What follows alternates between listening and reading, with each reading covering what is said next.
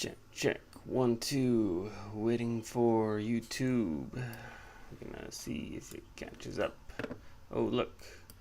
We're live. Alright. Cool. Looks good. Welcome back to Sense. Okay, we're already having internet issues. Cool. Welcome back to PunPastor, the show with the most technical difficulties on the internet.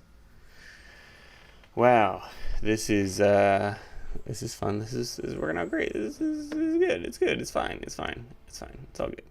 We'll be okay.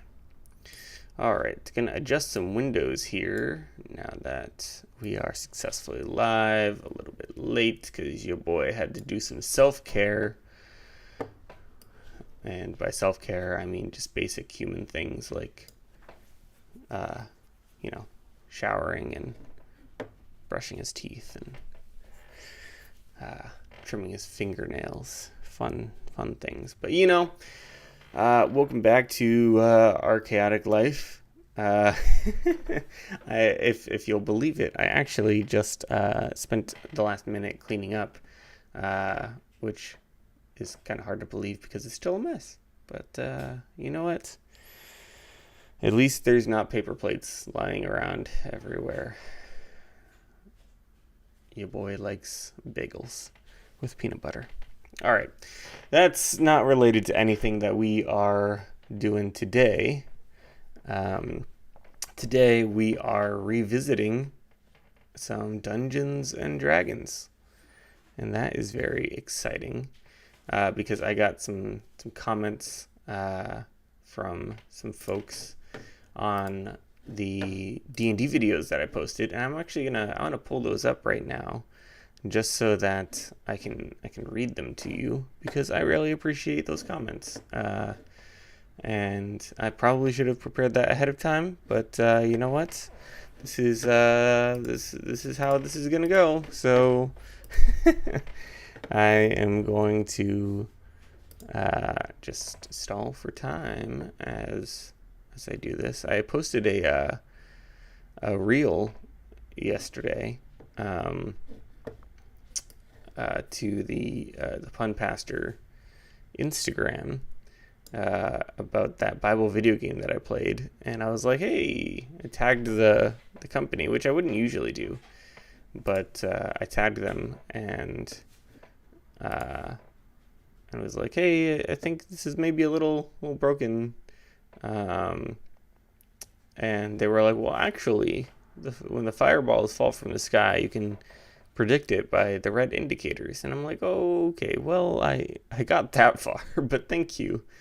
Let's see. All right.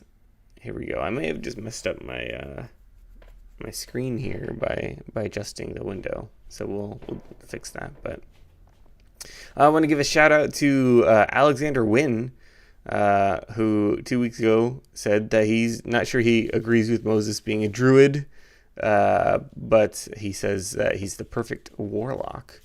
Moses doesn't have any magical abilities, but he has an agreement with God that allows him to use God's power in specific ways. And I did respond to him. I agree. I think that, Moses himself doesn't have any magical abilities, but this is D&D, and we're adapting things. And I want to make sure that we get some of those abilities nice and set, and we're able to play the controller of the seas, Moses. Also want to give a shout out to Andrew Powers, who also 2 weeks ago said, I get again on Moses. I get leaning into the parting of the water. That's what Moses is most famous for, and why he went with so many water spells. He had to have that spell, no question. But with that said, I feel making this character, I would have leaned into the plagues with some illusion summoning. Warlocks have cloak of flies, things like that. Ways to turn staff into a snake, like illusion, polymorph, summon beast. And recommended ranger. Now I'm gonna take this feedback and actually Moses is one of the characters that I'm going to be rebuilding today. Andrew also commented on my video for Adam and then later on my video for Paul, saying that Paul would only be proficient in calligrapher's supplies and that's it. But then he was a little disappointed when I posted the Paul video and there was no calligraphy, no message cantrip, and not even a book. And so I am going to get right on that, Andrew, and I am going to be rebuilding Paul as well today. And then if we have a little more time, I'm going to introduce you guys to a concept that I have for a D&D campaign that I'll be running here on the PunPastor page. But before that, I have a special delivery. Ooh, thank you. Coffee biscotti. Ah, thank you. Mm-hmm. I think the window is covered, and so I can't show you where you are on the screen right now. But everyone say hi to my wife, Sandy. She is the best. Hey, Rolford Taraco. Hello. Hi. Hey, there you are. Hey, I'm pregnant. Woo! We are 2 weeks from maternity leave, right? Mm-hmm. Which means we're about 6 weeks away from baby being here. That is pretty crazy. Rolford Taraco specifically says, hi, Sandy. Oh, hi. Hi, Taraco. For Taraco. Okay, I'll see you later. Right. Have a good stream. Thanks. She is the best, and she is so pregnant. That is something that I could never do as a man. I cannot be pregnant, and so I'm very fortunate to have a wife who is willing to carry our baby. And you know what? I have nothing but appreciation for her, and I'm like rushing around and cleaning and things like that, and she is willing to make me coffee, even though she has all of her own stuff going on. But man, all right, I love my wife. That's the point that I'm trying to make here. Let's go ahead and I'm gonna close out of the YouTube comments so that I don't put everyone on blast here, and going to go over here maybe. Is that where I did it last time? Maybe it was over here. I kind of like that. Okay, and I do need to adjust my screen a little bit because I did mess it up. There we go. That's nice and aesthetically pleasing. All right. So, man, I can't remember if I was on the left or the right. That's fine. We'll go over here. We'll see how this goes. So we are back in our Bible Bros campaign that we made in D&D Beyond here. And you may notice that there are more than 9, which is where we left off last time, because we're going to be rebuilding Moses. And this is our Moses parentheses Plague Master build, because we have our regular Moses that we built before, which I'm proud of, but with some of these ideas that came from your comments, I wanted to revisit and create Moses the Plague Master. And then we're going to do the same thing. This is Saul Paul down here a little farther, and then Saul Paul the Scrivener, which essentially means scribe. And so I wanted to make sure that I reminded myself what they were going to be. Moses is still going to be a druid. I tried to throw a splash of warlock in there. This isn't done. So come on. Okay, there we go. So we are going to edit this sheet. And if I remember correctly, I wanted to make him level 8. And that is because I realized that I created a coast druid before to get access to control water, but all druids already get access to control water. And so I wanted to go with something else that would enable us to hit a couple more of the plagues in D&D. And so what we're actually going to do, I believe, is go with a mountain druid. And looking at the circle spells, we're going to confirm that that's what we want to do, because we wanted... Oh, no, I'm looking at the wrong one. Mountain. We wanted... Oh, no, am I wrong? Was it swamp? I think it was swamp instead. Yeah, so that we can get the darkness spell, because darkness covered the land. Darkness is an important one. And then finally, insect plague. So we need to be a 9th level druid for that. So, not mountain.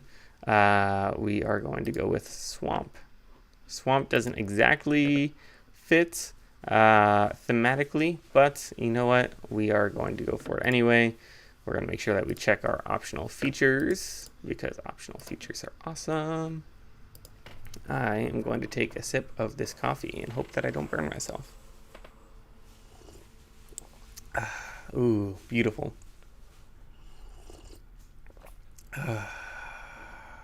Wow. All right, I feel better already. Let's continue to explore here.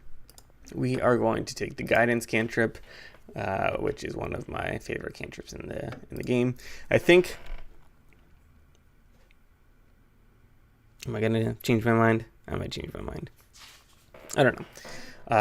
I also apparently have homebrew selected. I noticed on one of these spells. Oh, no, I don't have homebrew selected. Interesting. Excuse me. Wow. That's odd, because I saw a homebrew spell on here. Retaliatory resistance is a spell that I made up. Basically, a better version of resistance that you can use as a reaction. But anyway, did we work on ability scores? Okay, we can bump our ability scores up. Ability score improvement. We are going to bump wisdom. And we'll bump wisdom again to increase our druid spell save DC. And we're going to not forget to bump him up to level 9. Okay. So now here's the important part. Did we do a description? Yeah, okay. So we kept a lot of things the same from the last iteration of Moses. However, we wanted to add darkness in here. I think Stinking Cloud, while not an actual plague, I think that's pretty great. Water Walk, I think, is pretty on theme. We still have some of those water spells. Freedom of movement to kind of get away from the Egyptians. And, of course, Insect Plague to get our swarming, biting locusts. Now, we are going to add in the rest of these spells. We're going to do Create Bonfire for the Burning Bush. Infestation for the plague of flies and other small insects. And let's see, we will go with Shillelagh, I think, so that he can hit some people with the staff. Got a comment from Roll for Tarako. Will you be making biblical magic items? Staff of Wonders, Blessed Chalice, the Jawbone Blade, the Giant Sling. Those are actually really great ideas. I was tinkering with some ideas. Actually, this could be a whole nother stream in itself. So I'll circle back to this and give you a shout out, because I really like that. But I do have a note going that included some items and spells from the Book of Judges that I thought were really cool. So I'll throw a couple out there. Just as a teaser for that a little bit, I guess. There is it's Jael's hammer, I believe is how that's pronounced. I believe she drove a tent spike through someone's head, and so that I'm thinking of making that double damage against prone creatures. Let's see, there's Gideon's Trumpet of Turning. which will cast enemies abound because he blows his trumpet, and then all of his enemies get confused and start attacking each other. And these are all legitimate stories in the Book of Judges, which I think is hilarious. There's Gideon's wool fleece, which he asks God for a test. And he says, okay, God, make the blanket wet and the ground dry. And then he's like, well, okay, maybe that just happened.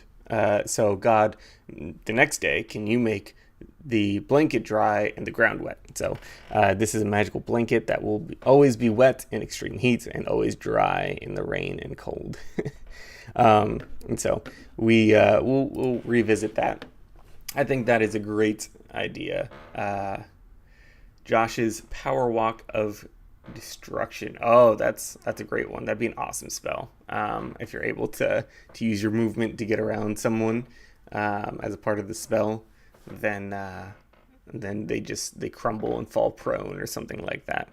Shout out to the walls of Jericho, which were obviously not very well constructed. Great ideas there. I'm totally willing to take a crack at that. Let's see, we have 5 levels of spells for Moses, and so I like to kind of evenly spread these out a little bit, but we're just going to go through, actually I'll start with 5 and go down and see if there is any plagues. I think Contagion is a good one. There's a lot of disease plagues. I'll already have Insect Plague, and let's see, we'll come back down if we have some more spell slots available. Here's Control Water. Got that. That is good. Giant Insect, I feel like is an on-theme sort of thing. Polymorph to turn the staff into a snake. I think that's awesome. Let's go ahead and see. Conjure Animals, maybe. I think there's a case to be made for that. Plant growth, speak with plants, stinking cloud, tidal wave. I think getting some of these water spells is appropriate here.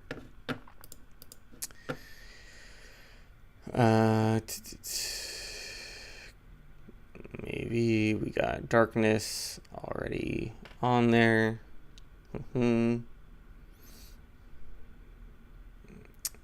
Now here's where it gets a little difficult, because we'll do Pass Without Trace, sure. I think I'm running out of things here to select. We have 6 more spells available, and we're already down to level 1 spells. So we'll create or destroy water. I know he does that in the wilderness. He hits a rock and creates some water. Well, I guess God creates the water, but let's see. We'll do Expeditious Retreat to get away from the Egyptians. Jump Long Strider helps with that as well.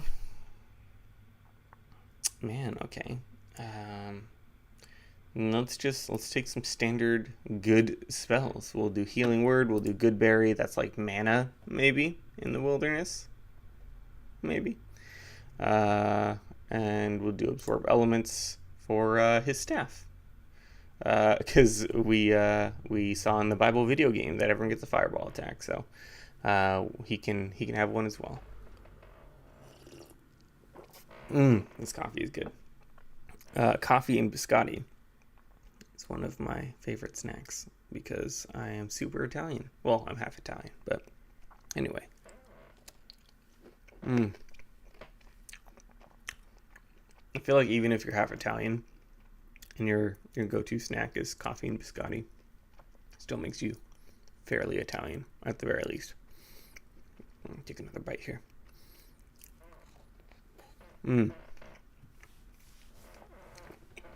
We had like a tub of this stuff for our rehearsal dinner, and it hardly got touched.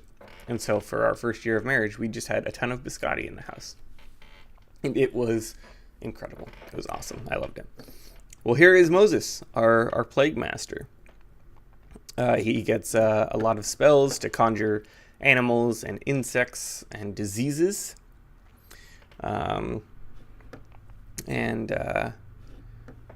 we are going to take a look at these spells here. He has some stuff that he can do with his staff. Awesome stuff. All right, that is going to be it. I don't know if he gets any features that are applicable. Oh yeah, moving through non-magical terrain, but he had that already. All right, that is Moses, the Plague Master. So let's go ahead and jump over to our other sheet. This character is not ready, so we will go to the character builder. Got another comment. Roll for Taraco. It's like being Hispanic. Sweetbread and milk or coffee is a Mexican staple. Yeah, my wife Sandy is Mexican, and so I've been able to try a lot of those sort of things. I'm Hispanic, by the way. I know it's hard to tell by my name. Yeah, my wife is Hispanic as well, and so I get to try a lot of like the sweetbread, the conchas and milk. I was introduced to when we got married, and or I guess when we started dating. And actually, I had so much sweetbread for a long time because we had a lot of it left over. Shout out to Pan Dulce. Ooh, Mexican cuisine is one of my favorite cuisines. It's also why one of the many reasons favorite cuisine is Italian food. So it works out. It's nice and tidy. Conchas with milk was my favorite. My dad's too. Yeah, it hits. All right. I changed Saul Paul here to be a Mark of Passage human because he's going to travel a far distance now. Dexterity increases by 2. We'll see if we want to keep that. Let's bump Constitution because your boy survives a whole bunch of crazy stuff. Languages. Let's go ahead and give him Salamic. I think that's what we said was close to the Roman Empire sort of vibe. And oh wow, he gets a lot of stuff here. Let's see. Let's give him Marquesian. That makes sense. I think we said Istarian. It sounded like some sort of Israelites sort of thing. And of course, we'll give him the calligrapher supplies. Let's see. Let's figure out what skills we want to do later. I did a custom background, and I called it Apostle because I couldn't find anything that gave a tool proficiency that also fit. And so we kind of stole a little bit from the Sage, a little bit from the Far Traveler, and then called it the Apostle background. So let's look at these abilities first. We are going to be making him a wizard because he's going to be writing a bunch of stuff down. So let's go ahead. We'll do point by, and we are going to make sure that intelligence is going to be number 1. And so we actually need to change this. Let's go back over here to the race and change our origin ability score increases. And we will bump intelligence and dexterity. And we will make sure that those are looking good.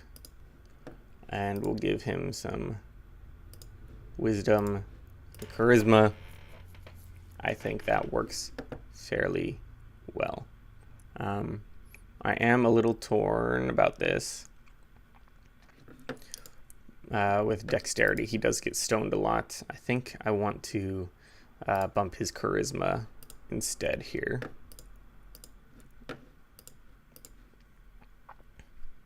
And while he does get stoned a lot and survive, I'm gonna have to bump his wisdom. I think that's just more important. Yeah, okay, that's what we're going with. All right, let's go to the class. Let's give him proficiency in history and religion. I think that that makes a little bit of sense. We'll dump those there, and then we'll jump over to our backgrounds here and see. I think insight is probably an apt skill, and persuasion. How about that? All right. And now we are going to bump him to level 2 so that we can make him an Order of Scribes wizard. We're going to lean real heavy into writing things down. And I think we are going to stop before we get to Manifest Mind, because that doesn't make a ton of sense. I think we may have just wanted to stop at level 2 for our boy Paul here. Let's go ahead and add spells. We need to take message. Message is important. And let's see. Everything else is pretty secondary, honestly. I'm trying to think of anything that would actually... light makes sense, maybe.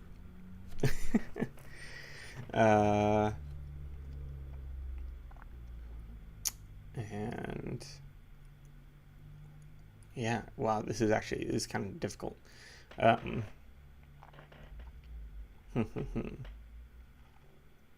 Let's go with Mage Hand so he can write from a distance, something like that. Let's see. Feel free to at me if you feel like I missed something. I'm only human. Comprehend languages. I think that is more than fair. Let's go ahead and we'll do Expedition Retreat so he can make it out of the city after he was stoned. We will do Illusory Script. It's another writing one. We'll do Silvery Barbs just because he does a lot of speaking. And wow, I think that's it. We'll do Unseen Servant. We'll call him Barnabas because Barnabas doesn't show up very much.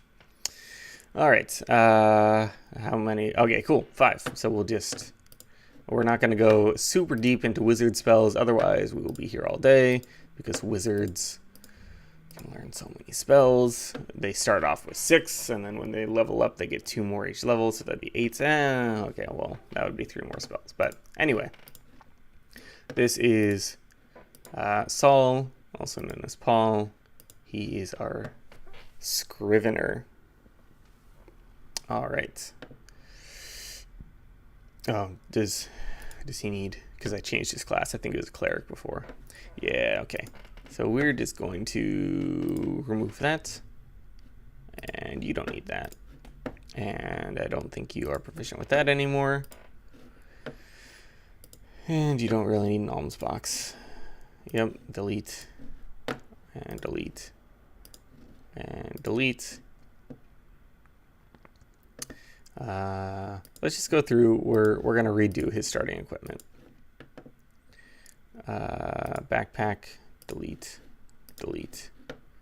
All right, and then starting equipment. Will it add the other possessions equipment? Okay, cool. So we'll leave that stuff. So quarterstaff. We'll oh wait, no. We'll give him a dagger because then we will give him a staff to walk with here and a scholar's pack. All right, cool. Now he has a dagger and a staff, and he has his spell book. He has his pen to write with.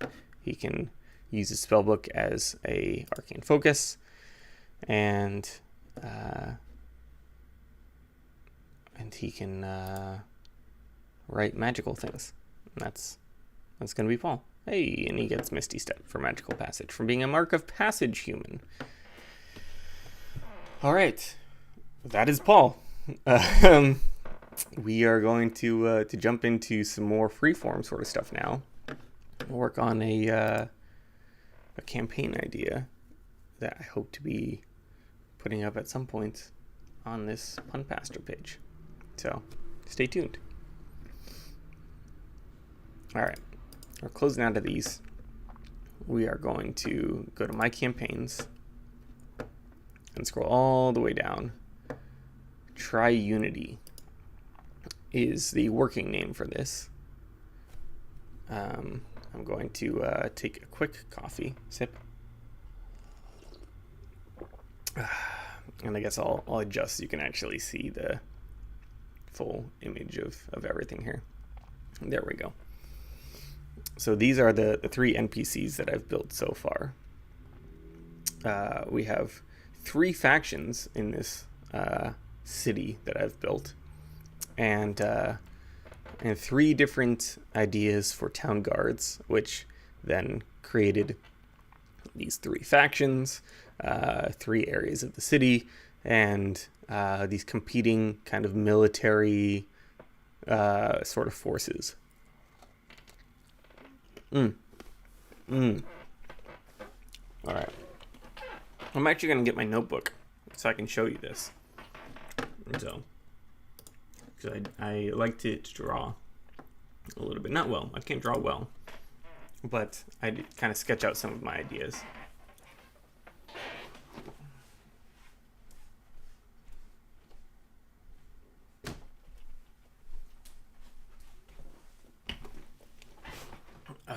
Here is my D&D notebook. I will not flip through the pages because there are many, many secrets in here. All right. Let's see. So I'm going to show you this page over here. Yeah. There we go. Figuring out angles. So I actually used a tile from Settlers of Catan to draw this out. And so we have kind of like a town square area here, and then each of these groups oversees one of these hexes over here. What makes that up? So that's where the name Tri-Unity came from, is like it's a nod to the Bible with like God is triune and things like that. But also there's these 3 factions, and they're united as one sort of place. And that's kind of what I'm going with right now. But, I am not completely settled on that name. Maybe that'll be the campaign name or something like that. I'm going to set this down over here. All right. And we have some notes here. Oh, I'm about to choke on biscotti. 1 second.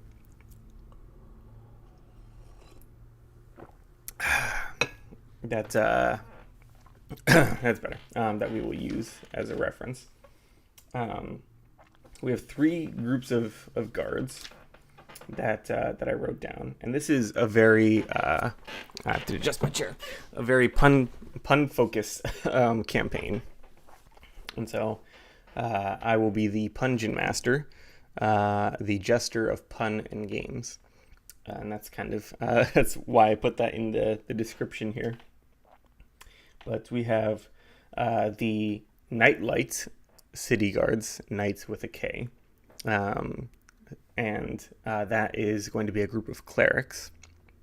Then we have the Night Vision City Guard, which I believe I made the Druids that oversee that. And then the Night Shift City Guard. And again, these are all Knight with a K.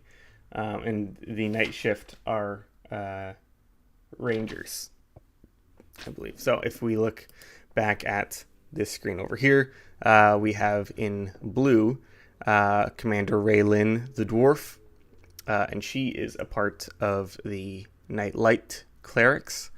Then we have Commander Sorrow, and they are a part of the Night Shift Rangers. And then we have Commander Dollet, and he is a part of the the night vision druids.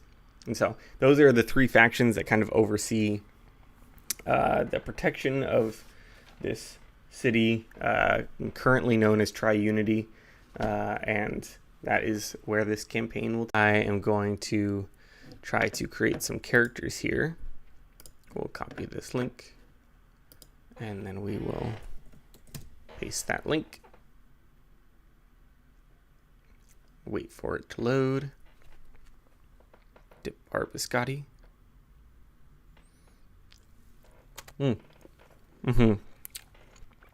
Yes. Drip our biscotti on our pants. That's life. That's how they go. Oh my gosh, I really wish these pop-ups wouldn't keep, or the drop-downs wouldn't keep coming down whenever I scroll past it. All right, let's go ahead, uncheck homebrew, check everything else. This kind of looks like it was shifted around. Oh, wow, Critical Role is down here now. It's partnered content now. It was up higher. Interesting. I'll have to watch back the footage to see if that's true. I know they're coming out with their own game. Maybe Wizards of the Coast isn't too happy about that. All right. We are going to create a character. And I'll do all the emojis no, I'll do the emojis now. I like doing the emojis. It's part of the fun for me. Let's see. Where do I want to start? Let's start at the top of my list. Okay. So we are going to grab an apple emoji here. We are going to make a lot of knights that serve in this area. Knight is going to be a very general term. And will basically entail anyone who is an NPC that has a character sheet and will not just be killed in one hit. But this will be, and I guess it'll be mostly men. But at least the ones that say sir. Because I want there to be a nice balance of men and women, so it feels like real world. But I'm seeing a lot of openings. The problem is that a lot of medieval puns have to do with the word sir. And I tried to find any or come up with any that start with lady. And it's really just not as versatile, unfortunately. But I do see openings where there could be women. Just not in the ones that say sir. Okay, anyway. We will get there when we get there. We're going to start off with Sir Anarap's produce. Get it, Sir Anarap? You put Sir Anarap on your food. Yeah. Ha ha ha ha ha ha. Oh, it came back. Oh. Okay. Whew. Let's not die. Okay. Let's go ahead. We're gonna make Sir Anarap. This is gonna be so bad. We're gonna make just a few characters. Today we'll continue this another time. But we're gonna do a mark of. Do you want to do a mark of hospitality? Is that how we want to play this? I don't know. It was interesting. Okay.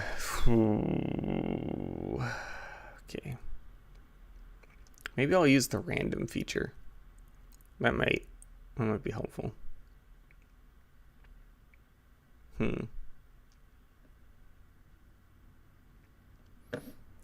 I don't know if I can do that at this point, though. I think yeah. Huh. All right. Well, let's see. Let's come up with any idea here, really. He is some sort of merchant. It's a lot harder than I thought it would be, guys.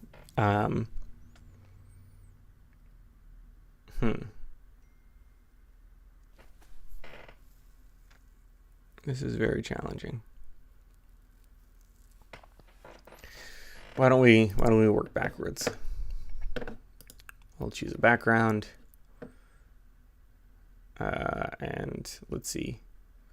There is a failed merchant background, but I believe there's something else. Is it guild merchant? Yeah, guild artisan, guild merchant. There we go. Okay, insight and persuasion. That helps us narrow things down. So we'll go with wisdom or charisma based class. Is there something? Yeah, cooks utensils maybe. I think that makes the most sense. And then languages we can figure out later. This is one of my two processes for building NPCs. This is the more complicated way. The other way is let me randomize a character and then figure out where they fit in the world. And that's, I think the NPCs are a little less fleshed out, but I can really crank through and get a lot of them done. All right. Wisdom and charisma. Is that what clerics have? Yeah, wisdom and charisma. Let's go ahead and we'll make him a cleric. We'll get some additional features going here. And let's see. Let's go ahead. We'll go with the life domain. Here's what we're going to do. Yeah. All right. We're on a roll now. We are going to go with the Mark of Hospitality Halfling. We'll probably have quite a few of them. I think this is going to be a more standard sort of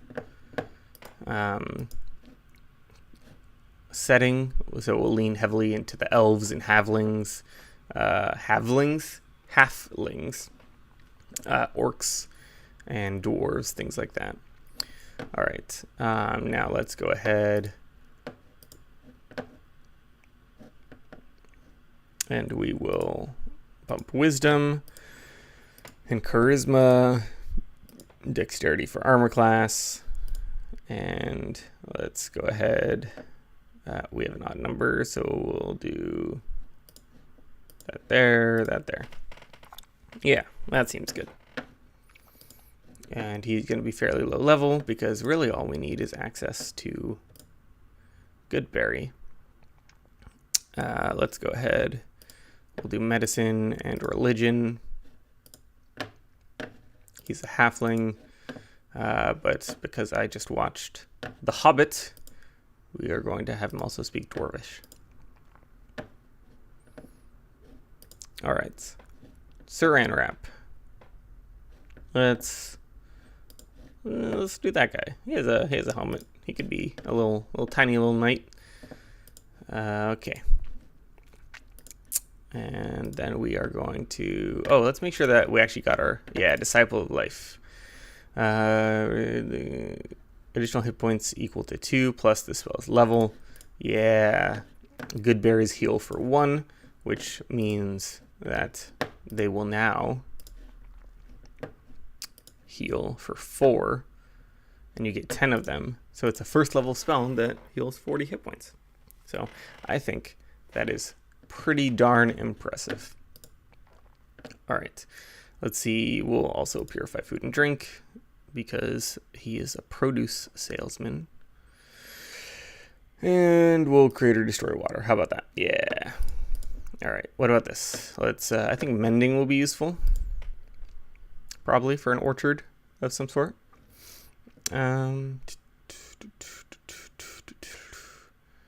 And I don't know if thaumaturgy will actually do anything helpful here. Sound. Yeah, he can go around and just open all the windows, all the shutters, something like that. Yeah, sure. What the heck? Oh, do we have one more? We have one more. All right. Yeah, I'll go with guidance. Guidance is my go-to. I love guidance. All right. Well, then I think that is it for Saran Wrap. This is going to be so bad. All right. I'm not going to give him a mace because he's a small boy. I'm going to give him scale mail because that's why we pump dexterity. Doesn't need a pack. I don't like giving packs to my NPCs. Shield and a holy symbol. Okay, yeah, sure. Amulet. And he can get his cook's utensils, which he'll mostly just use for himself. All right. This is Saran Wrap, the first NPC that we've built together for our new PunPastor campaign, Try Unity. So I am going to wrap up in a couple minutes here. I'll probably do one more of these builds and then call it, even though I started a little bit late. I have a very long list here, and so I think there's a whole nother video to be had with this. So, and I want to leave some of it a surprise. I'm almost out of biscotti. All right. Let's go back to our Try Unity NPCs. And we will go down. Who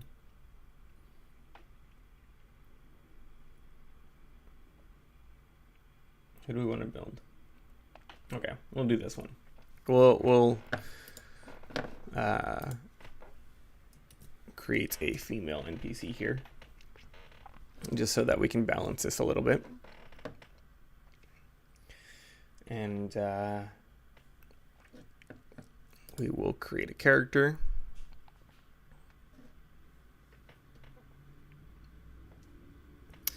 And I'm actually going to check off on this list that I created that.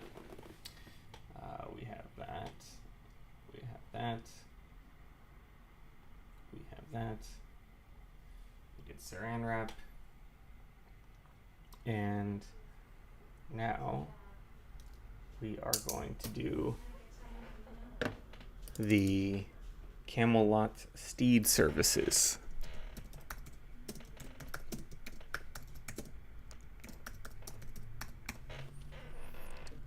Camelot, as in like Camelot, King Arthur. This is a joke that we would make in Boy Scouts a lot. Camelot, is that where you park your camels? It's probably one of the reasons why I like puns so much. Is there a camel emoji? There is a camel emoji. Hey. Let's see. Oh, there's a 2-hump camel and there's a 1-hump camel. Interesting. We're going to go with the 1-hump because it just looks a little less strange. Let's see. We'll go with, we'll name her Camila, like camel, Camila. All right.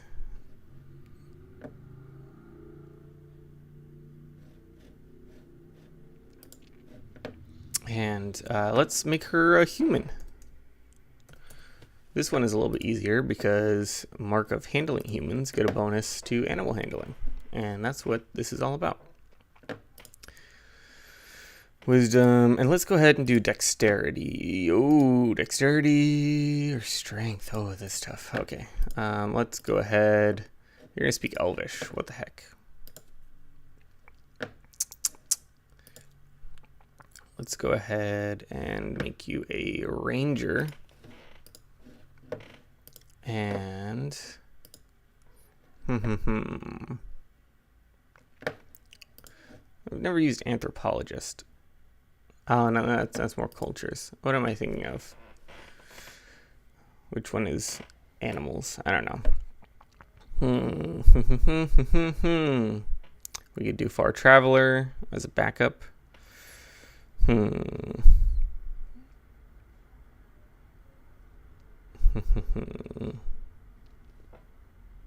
Oh, Outlander would be good. Yeah, all right. I think that's on par. Sure, let's give you Dwarvish as well. Musical instrument. Let's say you play the flute. You're kind of an Outlander, so pan flute. I think that's the one with the reeds you play side to side. All right. Let's see. Camila. What portraits are we going to choose for you? She kind of looks like a Camila. I can see that. Sure. All right. Let's do some point buy. We'll bump that dexterity. We will bump wisdom as well. Let's see. And then let's bump. I actually want to bump strength for this character. I feel like you need some strength for animal handling.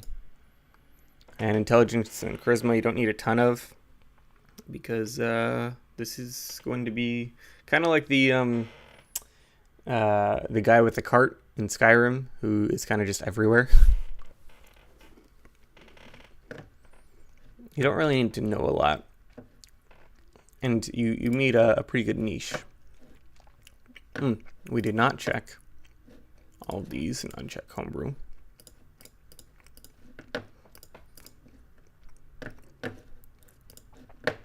Optional features. All these optional features made the Ranger so much better, in my opinion. But I don't know, let me know what you think about that. Let's go ahead. Let's do our proficiencies first. Animal handling is a must. I think perception and stealth is good. Oh, 2 more languages. Okay, let's go with Orc. And I'm thinking Draconic for this. Or maybe Gnomish would be better. What's more common? I think... Ooh, man, that's tough. Let's go with Draconic. I think Gnomish is more common, but... Oh well. Animal handling is what we want expertise in. And then let's go ahead and get you a subclass. Oh,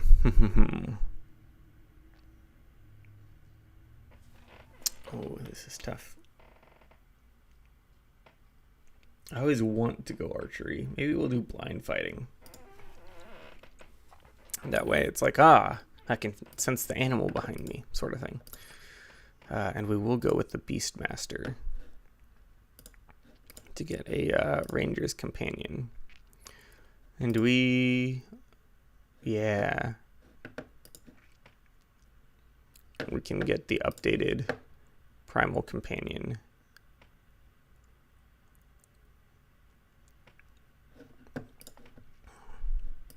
All right. Primal Beast. And during your turn. Use a bonus action to command it. Return it to life. That's nice. Summon a different beast. All right. We'll get a... Do we want a land beast? Nah, I feel like we rent out the land beasts. Let's get a sky beast. Like a hawk or something like that. I think that's cool. Oh, actually, that's really smart. I just realized that you can get this Beast of the Sky. It doesn't provoke opportunity attacks. You could just use a bonus action to command it to fly by, use the help action to distract the enemy, and then just Ranger archery. Pew pew! And just hope that you don't roll a 1 and hit your own beast. All right. Cool. All right, I think that's... Nope, we have spells. Spells are important. Animal friendship. That makes sense. This is another reason why I like doing the mark races, because that allows us to just have exactly the spells that are on theme. Let's see. Hunter's Mark is now useless because of the new optional ranger feature. In my opinion, Goodberry. Yeah, we'll give our animals some treats. How about that?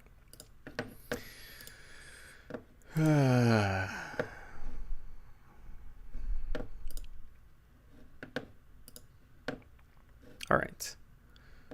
Let's go. Do we want to? Okay, we'll go with the short swords. We'll go with the leather armor, and that'll be it. Short sword, quarterstaff, pouch, longbow, leather, arrows. Nice. All right, and welcome to the party, Camila. I think that is where we are going to end for this stream today. Thank you to everyone who tuned in live.